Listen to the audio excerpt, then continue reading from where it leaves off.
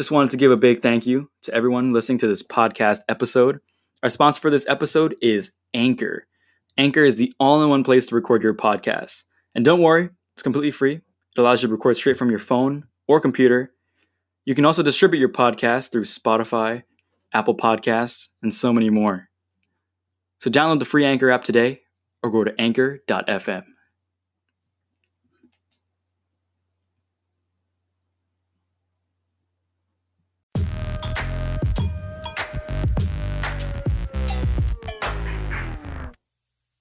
Hello, everyone. Welcome back to the Action Filmmaking Podcast, the podcast dedicated to breaking down action films of all types. My name is Darren Tunn, and with me is my amazing co-host, Skylar Tunn.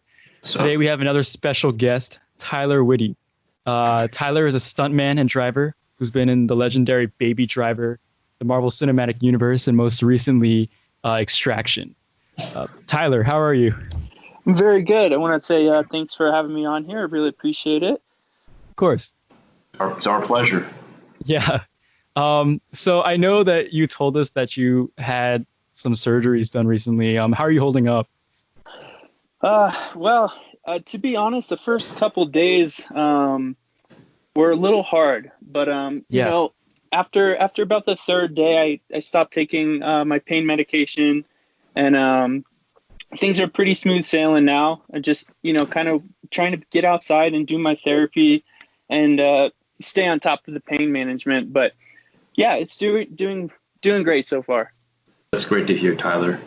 Now, before we get into all the big stuff, we want to talk about your background a little bit first. So just basic question, how did you get started in stunt work and martial arts? Oh, man.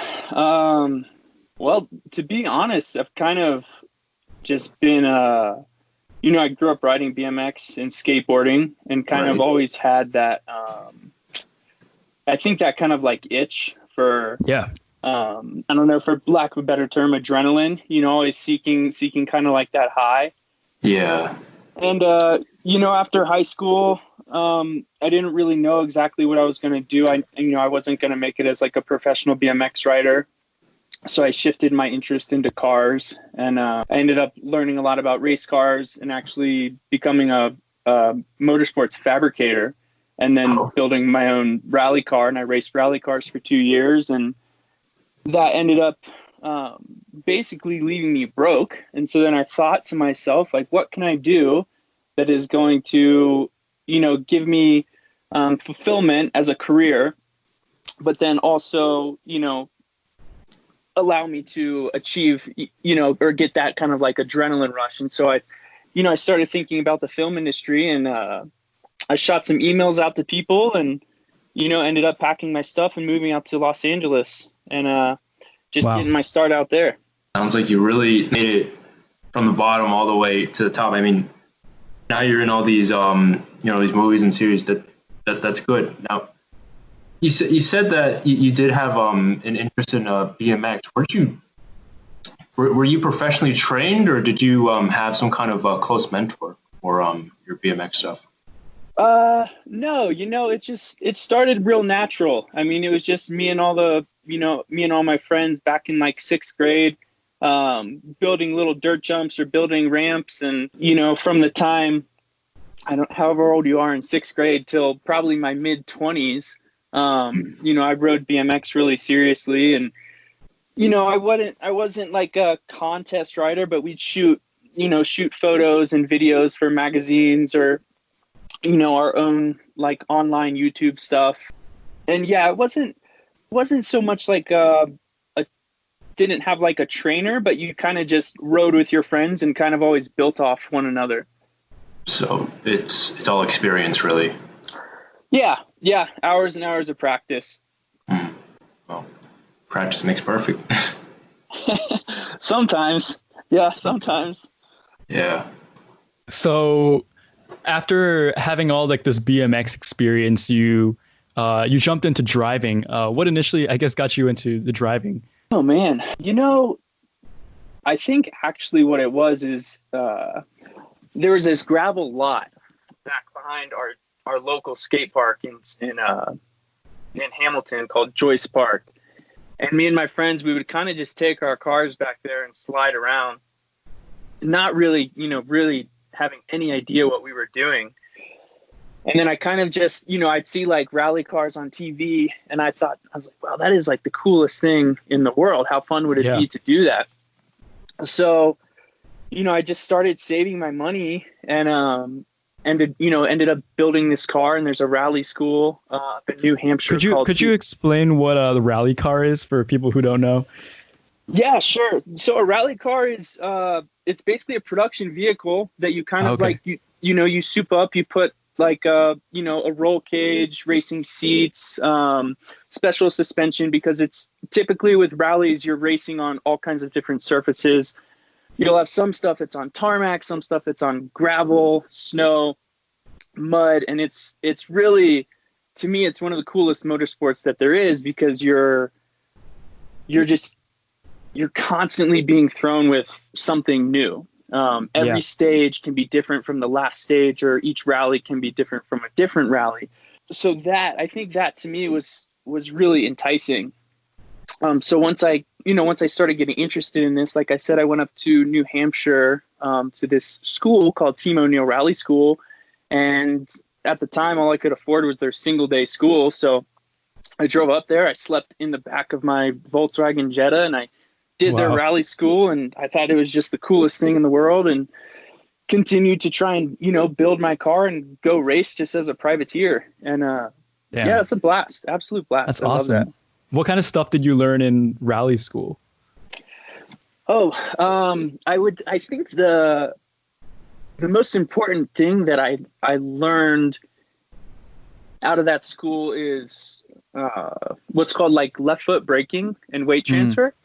So you learn how to kind of rotate a car without a ton of steering input. And you learn how to rotate the car by feathering your left foot on the brake, and while still like leaving your right foot on the gas. Okay, interesting. So you said they actually build cars there. How does that actually work? At the rally school, how do they build cars at the rally school? Yeah. They just have, they have like a large shop and some fabricators, and, you can essentially, what you do is you take a stock car and you'll take all the, the OEM seats and kind of fabric and everything in there. You'll take all that stuff out and get rid of the sound deadening and stock electronics, and you'll build a roll cage in the car and, go by like a spec list of how to get this car ready, to go race on stages and be safe. I saw your reel on YouTube. I saw like a bunch of the stunts that you did there, and we thought it was super cool. Oh, shoot. Thanks so much, man. I appreciate that. Yeah, of course. We were kind of wondering, like, do you have like a favorite car stunt that you like to do? Like, if you were to pick one particular stunt, like, would you have like a favorite out of all those? And if you do, could you break that down? Well, I mean, to be honest, I don't think I do. I think each kind of like each thing that you do is unique in its own sense, and it requires like a certain type of, concentration or certain type of reaction for, whether you're 180 a car, 360 a car, or, drifting a car. Yeah. I can't, I don't know if I can really say there's one that's like necessarily my favorite. I can tell you that I have a white Subaru that's all-wheel drive. I'm sure you've, seen videos of that, but yeah. I think getting to take that to the track, there's actually a track close to you guys. It's called Mid Pond. It's a little bit outside Birmingham. Oh, okay. But I think that's probably one of my favorite things to do, because it's a really cool experience getting to slide a car around that's all-wheel drive, and the motor in that car is built, and it's it's lightweight, and it's just all around in general a really fun experience getting to slide that car on a track. Damn, that's cool. Is it because it has like a lot of room on the track so that you have like a lot of space to play with? No. So that track is actually, the track in Mid Pond is actually pretty small. It's, oh, really? Okay. Yeah, it used to be a go-kart track, actually. Oh, awesome. So a lot of the times you're kind of like, you're dropping your wheels in the dust and throwing dirt up everywhere. Mhm. I think what I like the most about it is, if you're drifting a rear wheel drive car, you're kind of like feathering the steering wheel. In an all-wheel drive car, especially on tarmac, and the power steering setup that I have, the front wheels you're really fighting the front wheels. They're kind of trying to rip the steering wheel almost out of your hand, because if you could imagine, you're sliding a car sideways and you're counter steering. Yeah. But then the front wheels are pulling, so that input is being pushed back into the steering wheel. So it's a very aggressive feel when you're in the car, and it's kind of like you're wrestling with it a little bit. Yeah, you're definitely wrestling with it, and you're definitely you're working everything to try and get the car to do what you want it to do. And I really kind of like that experience. It's very fun. Yeah, that's awesome. Wow. Now, back onto your ventures on set. Could you maybe tell us what's the most dangerous stunt? And it can be outside of a car if you want to talk about that too. What's the most dangerous stunt that you've had to do for a movie?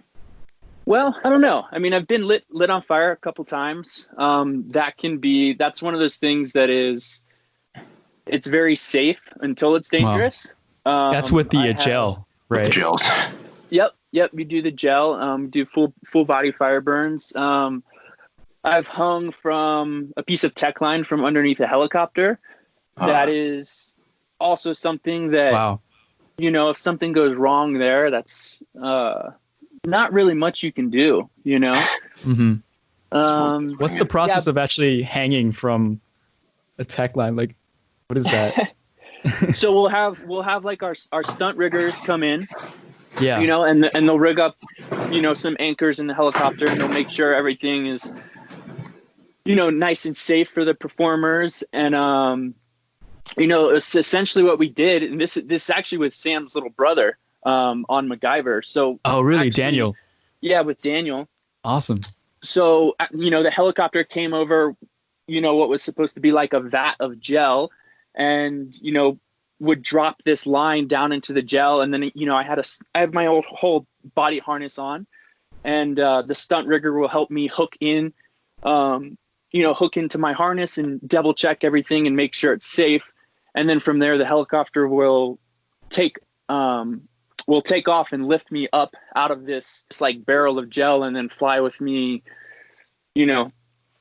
pulling me out of there and then landing me safely, a couple hundred yards away. It certainly sounds like they have to take a lot of precautions into making sure that, for the lack of a better term, you don't die. But do you ever get scared before doing a stunt like that? And well, if you do, how do you usually get past that kind of that fear? Because I can imagine you're about to be lit on fire, or you're hanging from a helicopter. That can be really daunting. Yeah. So there's kind of for those particular, especially something like being lifted from the helicopter, right, you're not really in control. So the most that you can do is just do your safety checks, make sure your harness is put on safely, make sure you're not, nervous or rushing, of course, while you're hooking up the tech line, hooking up your carabiners. So really everything in like that type of aspect is just about slowing down, making sure that, you're on top of your game and really hooking yourself up properly, staying focused and not being distracted. Some of the other stuff that, maybe the more physical stunts that you are, in charge of your body, the burns, or, certainly stuff with, not to jump too far forward, but, with driving around, with Sam, of course, on the front of the Razor, that is, it's not my life. But someone else's life is at risk when you do stuff like that. Yeah, certainly. Yeah. And, that definitely weighs on you differently. I had been driving camera vehicles for Sam's brother and for a couple other people before that. And it's always, okay, obviously you want to get the shot and you have to be safe. But, if something were to happen, it's a camera or it's a head, that were to get damaged. But it's definitely a whole different experience when there's a human body, that you're in charge of, it's outside the vehicle. I guess at a certain, I'm sorry.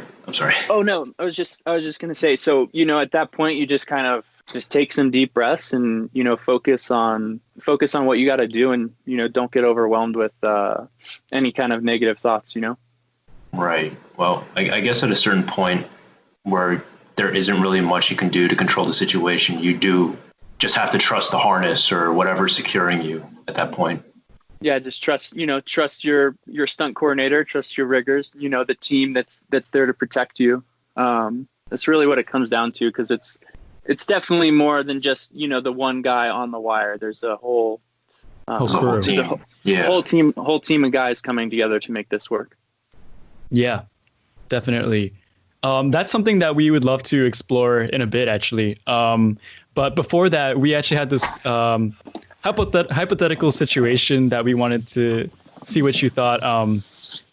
If you were to, let's just say, design your own stunt, like if you were able to have like the creative freedom to design your own stunt from the ground up, do you have like a dream stunt in a movie, like something that you've always wanted to do but have never like attempted yet, something like that?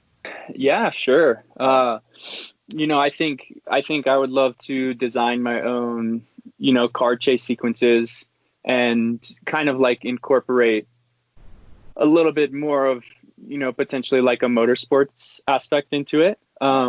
With some like high speed drifting, some, really big jumps where you're flying off curbs sideways or going down steps sideways.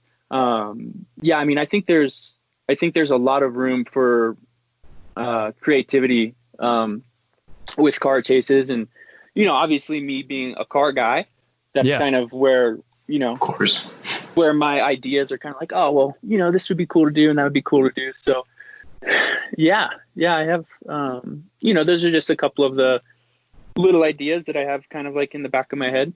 Just before we jump into your involvement with Extraction, we wanted to touch upon your first work. Baby Driver was basically your stunt debut. So what aspect of driving for the film was kind of weird to get used to? Maybe, driving in front of a camera could feel a little bit strange at first. Yeah, for sure. Before Baby Driver, my experience was extremely limited. On like a proper movie set. Right. So, there's the coordinator, Jeremy Fry, was awesome enough to give me the opportunity to do some ND driving spots in Baby Driver. And, it was weird. It was definitely like a whole new experience for me, understanding that, he would say, okay, so take off at this tree, drive 15 miles an hour, and then at this fire hydrant, you'll stop. And It's a pretty straightforward, easy maneuver. I mean, you're driving from mark to mark. Yeah. But for your first time being there, and you have, a whole cast and crew and all these other stunt drivers that a lot of those guys I really looked up to. There's a lot of, really amazing people, working on that set.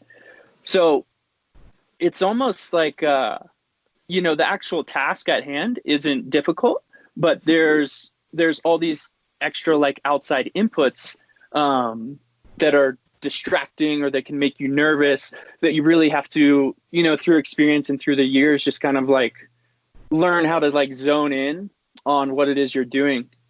So that was like a huge learning experience, for me, just getting in there and doing some really basic driving, even just driving in a straight line, stopping at a stop sign, doing like a small skid up to a stop sign, stuff that if you're out in a parking lot with your friend, is very easy. But all of a sudden when you're sliding up next to a whole bunch of people or, an actor or actress or with all these other drivers around, it becomes a completely different scenario. So really the main thing was like the pressure at first when you had all these other factors around you. Yeah, certainly the pressure. And then, starting to understand camera, understanding timing, like why you need to be somewhere, when you need to be there, and, thinking about where the lens is. It's not going to do you any good to go do this really cool slide if your timing is off and there's another car in front of you, or if there's a person in front of you that the camera is being blocked by. So right. So driving for extraction, like you pointed out before, how does that actually differ, like driving the camera car versus driving in front of like the camera for Baby Driver? Well, you're no longer, obviously you're no longer in front of the camera. So you have to think, when you're driving the camera car, you try to make your movements like a little bit smoother. And you're trying to think about every, at what point do you need to be profile to the car? At what point do you need to be 3/4? At what point do you need to be pulling the car or pushing the car? What lens are you on? What frame rate are you shooting? There's a lot of factors that go into kind of understanding camera that, when you're on the opposite side of lens, they're still true, but I think they're just a little bit more amplified when you're actually, driving camera car and you're the one moving the camera around the picture vehicles. Right. Because I know Sam was actually strapped onto this vehicle. Were you actually scared for Sam, knowing that you were driving the car where he was like just hooked onto the front? I wouldn't say I was scared for him. I was definitely aware of, the danger, and the need to be like on point. You definitely kind of enter.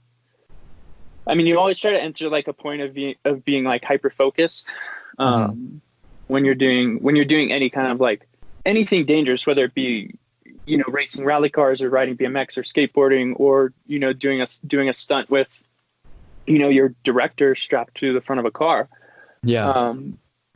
So yeah, I just tried to really focus. You do as much as you can to keep Sam safe and try to put him where he needs to be when he needs to be there. And some of the spots that he needed to be would be 6 inches off the bumper of another car while you're sliding around a corner. And that is, when it all works out, it's really fun and it's cool and it's a great experience. And I think we're all happy with, it happens, the end result when everything goes well. Yeah. How do you actually see, like, when he says 6 inches or like the distance that he wants? Like, how do you actually know that? It's really funny you say that, because I'm sure you've seen, obviously some of the behind the scenes, and the behind the scenes don't exactly capture everything, like my point of view. So right. If you were to imagine driving your car now, put someone's body right in the center of your hood. That's 3/4 of your view gone already. And then you have a car filled with, 3 other people, and then a rigger hanging out your passenger side window. So right. Yeah. There's, honestly, there's so much of your view that's obstructed. You're kind of just going off feel. You try to, like, I get points on the car, so I'll know where like the left front bumper is. I'll know where like the right front bumper is, in relation to like another object. So then when I'm driving, I kind of have like a mark, so I know if my left front bumper is up to like the taillight, or like the third line on the taillight of another car, then I'll be like, okay, this is like 1 foot away. So you kind of make yourself little marks based off what you can see in the car. And then, I was taking a look at some of those pictures on Instagram, and it looks like that, like so many different people on that car. And I was like, how does that driver even see like where he's going, or, you know, how does he even maneuver in those situations? Because you're right, like the videos, even like from Sam's perspective, doesn't show like everything that's going on behind it, like the people that are on that car, you know, that are actually maneuvering it. Yeah, no, they don't, and it was a wild ride, man. It's definitely one of the cooler experiences that I've gotten to have on set, and certainly challenging for me, you know, because it's not the, you know, it wasn't like my first gig in Baby Driver where you're just, you know, you're driving 20 feet. It's, you know, you're part of like a really complicated action sequence, and you know, there's all these different marks that you need to be at a certain time to be sure that, you know, Sam is able to put the camera in the right spot. So I actually, I really kind of liked that, you know. It was, it was a really, really enjoyable time. Yeah. Well, segueing from that, aside from riding in the camera car, we noticed that in your stunt reel, The Fate of the Furious, and, well, in Baby Driver, that you drive backwards a lot. And we know that it's not going to be like Baby did, that he's not even looking in the mirror and he's just driving straight backwards. Is there some kind of secret to being able to drive backwards so smoothly and, well, obviously not hitting anything? Well, not really. I mean, you know, most of the time we're driving backwards, you know, you're looking, you know, you're using your 3 mirrors. Sometimes, you know, a lot of cars now have incredibly nice backup cameras. So that can be really useful. I mean, we've definitely done some stuff where your vision has been 100% like obstructed, and, you know, we'll use a small monitor that can be placed, you know, maybe behind the passenger side seat. And then, you know, then the camera for it is on the bumper of the car. So you'll actually be, you know, even like laying down 100% in the, you know, in the driver's seat, operating, you know, the pedals, the gas, right, and the steering, and all you're driving off is, you know, a monitor, and you can't see above, or you can't see out of any windows or anything. You're just driving off that one monitor. You just got to keep track of that monitor then. Yeah. All right. Yeah. So I remember you also told me that you did a car crash sequence in Black Panther. Do you have like a process when performing car crash sequences, especially like the one where you're in the truck during extraction? Like, how do you make sure nothing goes wrong in those situations? Like, is there like a mental preparation for those kinds of stunts? Yeah, you know, I think we can kind of go back to the kind of, you know, what we said before about just really double checking all of your safety precautions. Right. You know, I think for me, having a background in the motorsports side of things, and, you know, being a fabricator myself, you know, I know what to look for with, you know, the roll cage. Is it built out of the proper material? Do the welds look good? Making sure your seatbelt is set up properly. That's another huge one. And then, you know, once you kind of get all that, then you're just, you know, you kind of just put yourself in the zone, and, you know, that, you know, you need to hit, you know, this car at exactly this point, or, you know, this ramp at this point, or, whatever it is you have to do, you know, once you've kind of gone through those safety precautions, you just do it. That makes sense.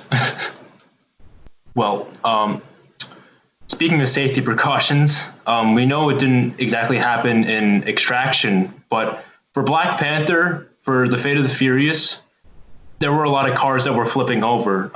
Have you ever found yourself in having to do a stunt where you were inside a car that flipped over? No, I have not. Thankfully.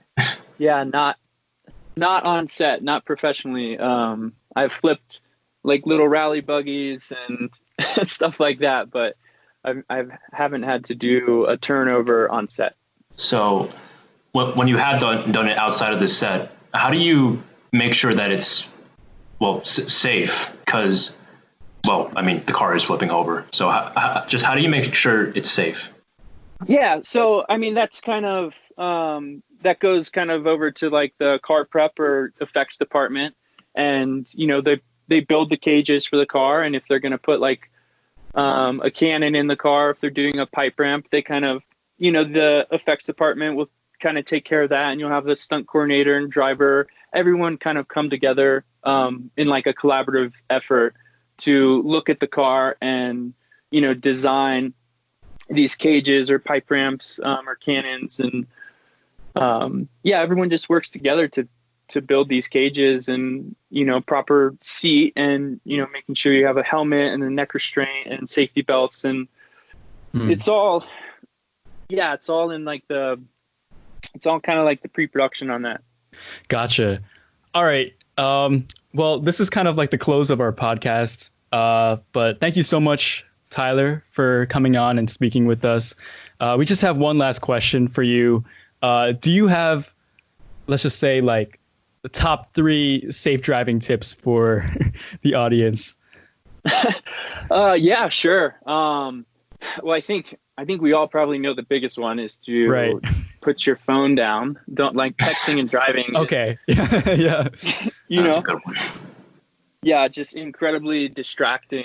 You mean for like daily driving, right? Or do you mean like? Yeah. For daily driving.